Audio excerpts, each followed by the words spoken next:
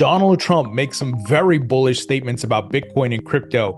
One of them is, on day one after being elected, he will fire Gary Gensler and assign a new chair to the SEC.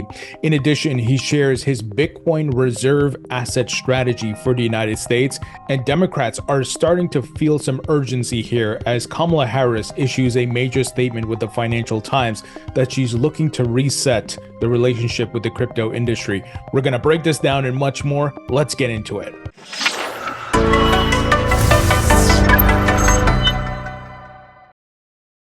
Hey everybody, welcome into the Thinking Crypto podcast, your home for cryptocurrency news and interviews. I'm your host, Tony Edward. On your way in, please hit that subscribe button as well as the thumbs up button and leave a comment below. If you're listening on a podcast platform such as Spotify or Apple, please leave a 5-star rating and review. Folks, a very bullish day for the crypto market. I think all of you know Donald Trump just spoke about an hour ago at the Bitcoin conference and made some incredibly bullish statements about Bitcoin and crypto and his plans for the future of this asset class. There are many major takeaways here, and there's too many video clips to play, but I want to share the highlights, some of the important quotes, as well as the big statement he made about firing Gary Gensler that got the crowd roaring. So he says, on day one, if elected, he will fire Gary Gensler and appoint a new SEC chairman. Let me play the clip for you. Let it grow. On day one, I will fire Gary Gensler and appoint a new SEC chairman.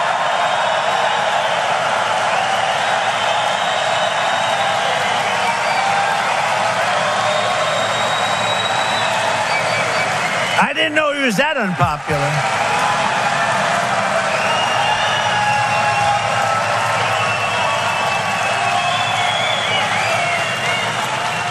Well, I didn't know he was that unpopular. Let me say it again. On day one, I will fire Gary Gensler. Whoa.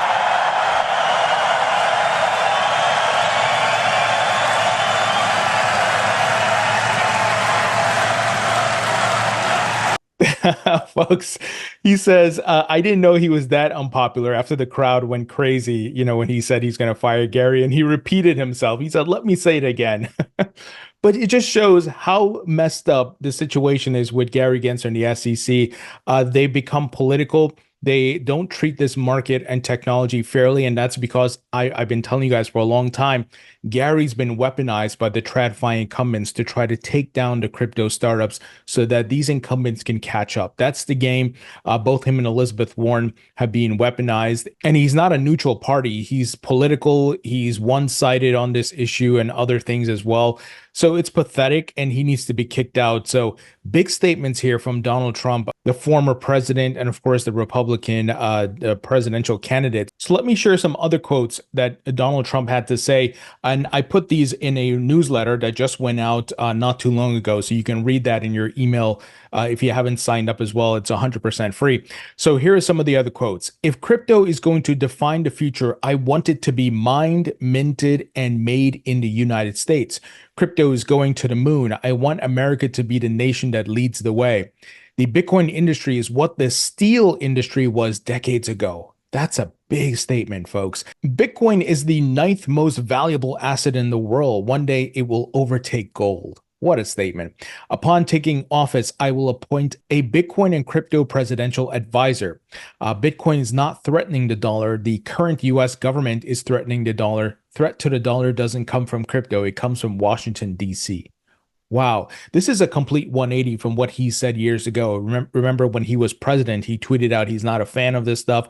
And I think he wasn't educated, but now he has many advisors like Vivek and other folks who are educating him about this technology. And now he is a bull. He's very bullish on this technology in this industry. So incredible statements. Now, guys, as I often say to you, I know politicians play the game of trying to say what you want to hear so that they can win votes and win elections. But in yesterday's podcast, I said that the Overton window is shifting towards this becoming acceptable. So even if Donald doesn't fulfill all his promises here, if he becomes president, that's fine. He put the narrative out there. He's changing the optics and he's getting the ball rolling. And it's actually forcing the Democrats to try to catch up here, right? A bit of game theory. And once again, the Overton Overton window shifting.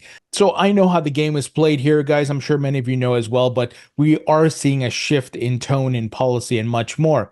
Right after Donald Trump spoke, Senator Cynthia Lummis came on stage and shared her Bitcoin reserve bill, where she gave the details, kind of piggybacking on what Donald said about the United States using some of the Bitcoin they already have in custody, which they seized from different folks, and adding to that. So RFK Jr. yesterday, obviously gave a plan as well. So this is very bullish, and I'm so excited. And it's not so much Donald Trump, the man, but rather the United States now opening its doors to crypto. And speaking of the Democrats, folks, today, and this is definitely strategic, I think the Democrats are feeling the pressure. Kamala Harris campaign looks to reset with crypto companies. You don't say, Kamala.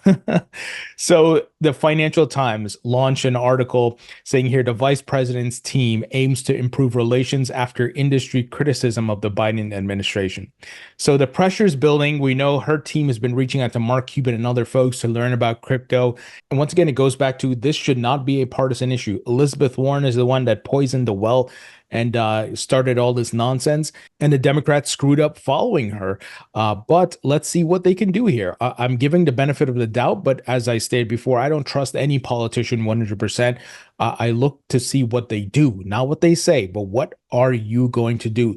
And Kamala Harris and the Democrats have a lot of ground to cover here because Donald Trump and the Republicans are way ahead on this issue. So we'll see what they come up with. Here's a preview of what they're trying to do, though. Congressman Wiley Nickel, who I've had on the podcast, he's a Democrat out of North Carolina. He's going to be on the podcast on Monday. He said he penned a letter to the DNC with 14 Democratic members of Congress, including Ro Khanna, who I just had on the podcast, advocating for a new approach to crypto policy. The letter asked for 4 things. 1, add pro-crypto language to the party platform. 2, choose a vice president who is pro-crypto and knowledgeable about digital assets. 3, select a pro-innovation SEC chair. Number 4, engage in meaningful way with the industry.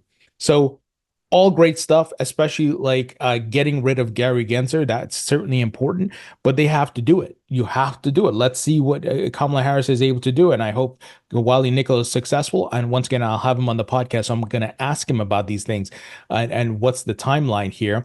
Congressman Wiley Nickel also tweeted out, I've been working hard to encourage a reset and applaud Kamala Harris for taking a forward-looking approach to digital assets and blockchain technology. So once again, talk, but we need to see action. But I love the direction they're moving in. So that's my takeaway. In addition to Wiley Nickel, Congressman Ro Khanna was also at the conference and he spoke. Here's a quote that Caitlin Long shared. I thought the Democrats were opposed to monopoly power. We don't want the banks and the Fed to have a monopoly on fast payments. Now, he made some other bullish statements as well, but this is a good sign, and I have to give them credit. These 2 Democrats showing up here, they're clearly outnumbered, and the room is not very happy with Democrats right now. So they got to give them credit where credit's due, that they showed up and they're trying to work with people in their party to recognize that crypto is here to stay and we need to embrace this technology. Here, Justin Slaughter weighed in on the Harris report from the Financial Times, saying Team Harris moves fast. It's surprising and heartening to see them focus on this. Checks watch. Day 6 of her presidential candidacy shows they see the risk of letting Trump dominate this issue area so far. So he's spot on here. And of course, another major factor is there's tons of capital that was raised by the crypto industry, over $200 million. In fact, it's the largest super PAC in this election cycle. Can you imagine that? Crypto is the largest super PAC with all the different issues out there. And that's because the industry is tired of not having clarity, of getting beaten down by Elizabeth Warren and Gary Gensler and having to deal with all this nonsense. So they raised a immense amount of money, and that war chest is being used to support pro-crypto candidates on the Republican and Democrat side. And majority is on the Republican right now. So this is probably why these Democrats are like, you know what? We're leaving Elizabeth Warren and Gary Gensler. We're not dying on this hill, and we are going to support crypto. Now, guys, at the Bitcoin conference today was Cantor Fitzgerald CEO Howard Lutnik. I've often talked about him on the podcast. They are actually helping to custody some of Tether's reserves for USDT. If you recall, he said back in January, I believe, of this year at Davos that Tether has the funds. Well, he spoke there and he said, Cantor Fitzgerald owns a shitload of Bitcoin. Very bullish statements. They also release a press release of something they're trying to do here with Bitcoin. So here's a headline: Cantor Fitzgerald to launch Bitcoin financing business. The goal of this business is to provide leverage to investors who hold Bitcoin. The firm will launch it with $2 billion in initial financing and will continue to substantially grow the operation. Big statements here, folks. Big adoption. Cantor Fitzgerald is one of the top Wall Street firms. Go research them. I've known about them since the 90s because my mom used to work with someone who worked there and things like that. And I remember they had an office in the World Trade Center as well. So I knew a lot of this about this company in different situations. So they've been here a long time. And it's amazing to see them getting involved in crypto. It's incredibly bullish, guys. I hope you recognize the paradigm shift that's taking place right before your eyes. There's a lot of people who are still not paying attention. I tried to tell my friends and family, obviously you want to be smart about how you invest. You don't buy the pumps, you don't buy the top of the market, you dollar cost average in, you don't put your life savings, but there's opportunity to make significant return here and be early.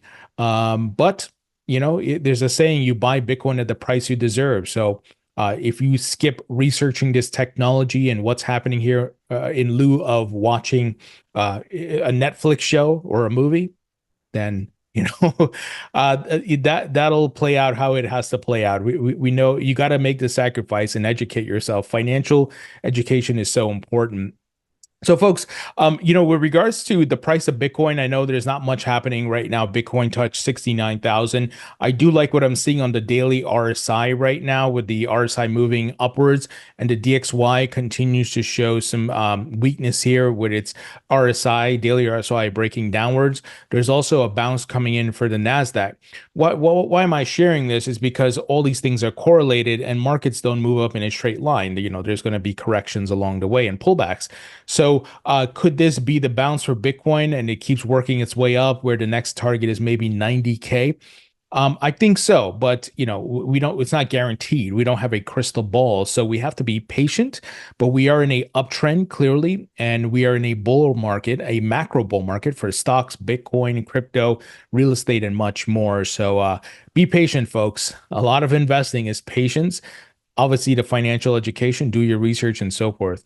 A great place to buy Bitcoin and altcoins, guys, is on Uphold, which is a top crypto platform I've been using since 2018. They have 260 plus cryptocurrencies. You can also trade precious metals on here like gold, silver, palladium, and platinum. They have reserves, they have transparency reports, and much more. So once again, I can vouch for this platform because I've been using it for years. So check out the link in the description. Also, don't forget to sign up for my free email newsletter on Substack. Link will be in the description. And grab a copy of my book, guys, Rethinking Crypto. It's available on Amazon in paperback and digital.